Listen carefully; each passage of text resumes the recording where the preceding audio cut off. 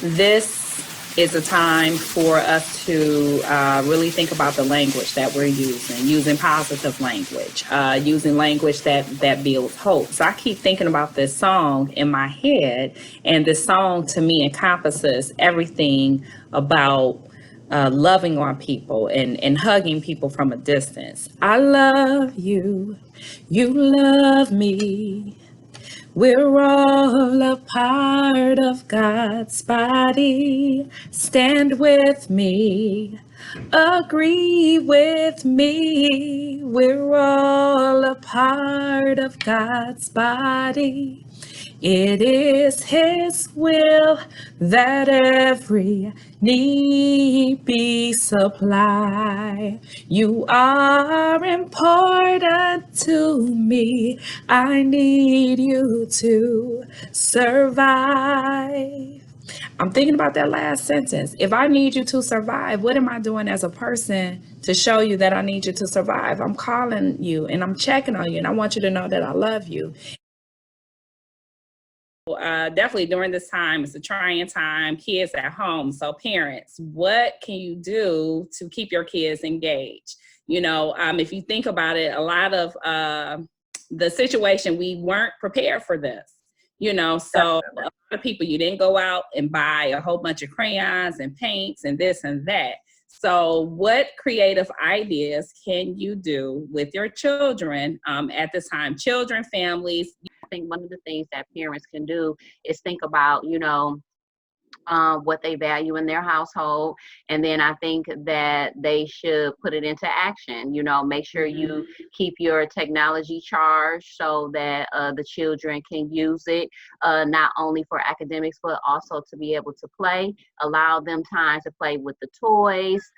One of the things I feel blessed about is that my children are close in age. So they keep each other company. Kind of entertain each other. We're a household that values academics, so it's important that, I make sure that they use their technology and they are on iReady and practicing their math and their English. And another program that I'm just really excited about is Hooked on Phonics. I bought Hooked on Phonics for my son. And when I say I see his reading is improving, I am really excited about that. Well, my sons are in college, so they're pretty independent. However, I have been, we're pretty structured, routine family. So they still get up and, they're students at Michigan State. So now they have to do distance learning, which is learning online. So they just make sure I check in with them, making sure they're completing their assignments. My son had a virtual meeting with his advisor. She helped set up his schedule for next semester. He actually had a tutoring session too, virtually. So I thought that was amazing. So, I just make sure I just hover or, just reinforce and make sure that they're doing what they're supposed to do academically to ensure they successfully pass the semester. Okay, and so thank you, Dr. Purr, Ms. April, for those awesome answers and for sharing that with us. And so I kind of wanted to go, I'm always trying to go a little bit further because a lot of the students that I work with, all of us are educators. A lot of the students that I work with do not have, they have no internet access. Right, and the libraries are closed. So yep, yeah. And that's something that the district hopefully is working with and trying to consider for those families that do not have internet access. So for the students that I've been able to reach out to, I've been trying to provide mental support and wellness checks, at least hey, how you doing? Everything's going to be okay. And then with my children, just as you all said, a lot of the teachers have already been, if you do have internet access, a lot of the teachers have already put in place these online programs where the kids can check in and do their assignments. But I've seen some really creative ways that students have been taking pictures of their assignments, and maybe the teachers have allowed the parents to text them the assignment. So, there are a lot of different things that each family can do. Yeah, you definitely have to be creative and make sure we consider it and consider it of everybody's situation, because everybody doesn't have access to technology. That's and thank you for bringing that point up, Ms. Lisa. Yeah, thank you. You're welcome. So indoor and outdoor. So can you guys kind of think of some ideas for parents, some things that they can do with their children and teach them, Yes, like she's in the house organized or the in the house basement. Listen, we don't at the house? clean up the basement. We still got Yeah. so much more to go, but we started cleaning up the Okay. basement, just organizing our rooms, doing some spring cleaning, washing the Okay. So you windows. started the project. That's good. Yeah. Kudos on So, that. uh, oh, my basement is a lot, so I really have to go through and do a lot to it. But we've started at least, and just cleaning the windows, make sure our windows are cleaned. Just doing some basic spring cleaning. I saw a post where somebody put all their tops, or their Tupperware bowls, the plastic bowls and tops. Oh God. Today's assignment: find what Yes. Tupperware bowl match the tops, because we always have Yes. extra bowls and extra And throw tops. them Don't even extra match. tops away. So Yes. that'll help. I can never keep up with that Tupperware. I'm either losing the bowl or I'm losing the top, and I have no idea where it actually went. And right now, Yeah, Tupperware monster. where have all the forks went in my house though? Oh God. We have limited forks. I'm like, are the children throwing them away? Like, what? Girl, check under the bathroom sink, honey, because that's where I found some before. Why the heck is the fork under the sink? I'm just like, wow. I use a lot of plastic utensils, so I got plastic forks, plastic spoons. Pray. I know I've been praying every day to God to, just cover me and just help me throughout the day. Because, we can get anxious. Like you said, when you go outside, you get so anxious and overtly, concerned. So we just need to make sure we're keeping each other in prayer, and also pray for ourselves. Yeah, absolutely. Yes. I just, because I heard you say, Miss Lisa, what can parents do inside and outside? I think the best thing to do right now, because there's not a lot of information on the COVID virus, just to take precautions, that families should just stay inside and only go outside when necessary. When it's necessary. For me, it's so much to do in the house, and you just have to come up with creative things to do, whether it be academics, like you all said, cleaning, whether it be you're working on a project, or you're cooking together. I just think this is one of the times where families can really enjoy themselves with one another, even though it is a scary time. But just to take that precaution, I would recommend that everybody stay in the house and only go outside when they have to. There's a lot of people that's sharing a whole bunch of information. And I think one of the best things we all can do is to pay attention to the CDC, the Center for Disease Control. Pay attention to them and listen to their guidelines, and, don't listen too much to your president. That's right. Yeah. Because they operating off of fear too. I know one thing me and my sons did last week. We barbecued. We went out on the grill. Well, they went out on the grill. We barbecued. So it was really fun, and just something to do downtown, because we're cooking every day.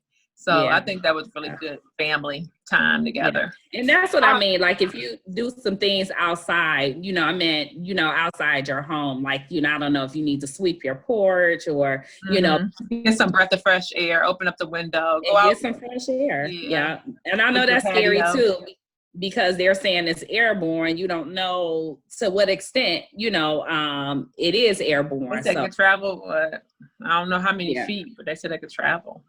Yeah, I think it was 6 feet, but they were saying it's a possibility of a little bit further. If I'm in a space and I'm coughing and I have the infection, and somebody comes in my space within that 3 minutes, that is a possibility. So it's just like, God, one thing I like that you said, pray, Miss April. We definitely cannot live in fear, but we do have to be cautious. We have to be careful, about what we do.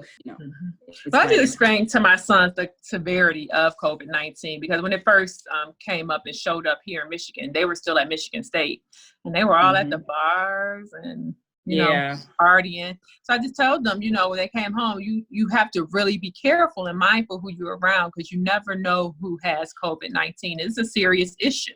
It's very serious. So I just explained to them they got to be mindful of, you know, when we got to protect our home. The best thing that you could do with your children right now is just to be honest with them about what's going on and model behavior, so that if something like this is to happen in the future, that they can say like, oh, my mom did this, my dad did this, so that we can take precaution. So I just I'm informing them of what's going on. I'm not sugarcoating anything, but I'm also telling them the precautions that they need to take. And I'm also making them know, I also let them know that, you know, hey, you may want to go outside, you may want to do this, but at the same time, you have to think about what we're dealing with. So, and I just get concerned too, like, you know, how the senior citizens would go and meet up at McDonald's. That was their opportunity to get out and go somewhere. A lot of them are oh my God, my dad loves having coffee at McDonald's. Yeah, so I really get, you know, concerned about that, because, you know, some people like me, I could just stay in the house. I don't have to go outside. But some people, she stays in the senior citizen home. And, you know, they always downstairs congregate and talk to people, you know, able to, you know, talk to other seniors. Now they can't do that. So they can't do that. Everybody just in their different apartments. I mean, it's a safety precaution, of course, but what about the socialization that the seniors need or people need? Yeah. But I think that we can look at it, this is only temporary. I think it's that temporary. Right now, you know, we all need to socialize and, you know, have that human contact. But I think right now, the biggest thing is for people to stay safe, so that and limit their social interaction, because I had pneumonia before and it literally hurts to breathe. Like so for me, I think right now, just look at the positive side that, you know, if you have your health, then you can socialize later. Yeah, absolutely. So with that being said, we know that there are absolutely emergencies or, you know, strenuous circumstances where people feel like they have to go out. You know, maybe you got to go to the grocery store, you know, but if you have to do those things, use any and every precaution. Make sure you have a mask. You know, you can make a mask. I mean, you know, I don't care. I had, you know, before I had the mask that I have, I actually used a shirt and, you know, wrapped it around my face, you know, as much as I, you know. That's actually cute. That's actually cute. You should leave that on for the rest of the duration. You know, and people are making masks. I swear. I know one of my friends, her mom made some masks, so I ordered some for her. Yep. I swear, I wish my mom's sewing machine was working, but I said, you know what? When this is over, I'm taking her sewing machine to the shop. You know, I'm not a great seamstress or anything. I don't know if I can call myself a seamstress, but I got little skills where I can. But you're creative though, so you can do it. Yeah, you're creative. I do at least have like sewing survival skills. I think I at least got that. You know, yeah, yep. So you guys are sharing some great things that people can do. One of the things I was thinking about, you may not have, what about drawing? I like to draw. Do you ever like to draw, like with a piece of paper and just some pencil? Maybe you don't have crayons, or maybe you do have crayons. Do you draw? Do you guys draw at all? I'm not necessarily artistic. My sons do though, so they have supplies. Yeah, so they draw, and you know, you might be able to join their world, Miss April, and let them show you some things. Maybe you can draw with them since they are the artists. Join their they're teaching me shading, because you know I'm trying to learn how to do makeup. So my son actually taught me how to do shading, because it's about the same thing. You know how to shade and, you know, contour and things like that. So he is helping me with some of his skills. And you actually do a good job with your makeup. Thank you. Thank you. When this all over, I promise you, I'm enrolling in esthetician school and getting my license. Limiting your social interactions. So in the physical form, we have to limit or just cease social interactions. But you can have social interactions via video, as we're doing, and social media. We just had a fun time on Family Feud. What was it? Yes. Family Feud. Yeah. Yes. There's a few technical glitches. I won. Oh, y'all. God. I had like about 200 She kept points. getting credits for my answer. No, what happened was he was calling me Miss Lisa and Miss April. I'm like, no, that's me. Right. That was really fun. Mm-hmm. Yeah, so there's a lot of interaction, that we and they're like, I know Kurt Franklin was streaming live, and he had his the concerts. Oh my God. And then like a lot of DJs. Yep. So it's always important to check up on people just to make sure they're okay. Say hi. If you need anything, just let me know. Yeah. That's very important. Yeah, because you just never know what somebody is experiencing and what joy or what information you could bring to somebody. Yes. Absolutely. Dr. Pert? I'm always doing wellness checks. So this is nothing You new. are. Like I said, one of the things that I think that this pandemic has showed us that some of the practices that we're putting in place right now, we should have been doing them. So yes, I have been doing wellness checks and checking on people. And unfortunately, some people that I do know, they have it. They have the COVID, and my heart just goes out, and prayers just goes out to loved ones, and then just other people, because what you're feeling, I think this brings the humanistic part to everyone, that we all can get sick. So we need to pray. Take our vitamins. I take a daily regimen of vitamins, include like turmeric. Vitamin C is really good. Black seed oil, just so our immune system can stay strong. Mm-hmm. Ginger, garlic. Yeah. And don't forget your folic acid, Miss April. You know what you're trying to do over there. And parents, we will continue to share information and resources with you all. We just ask that you remain hopeful and have faith. Keep hope and faith. Keep the faith. Keep the hope. Share it. Encourage somebody. Practice all of these safety precautions.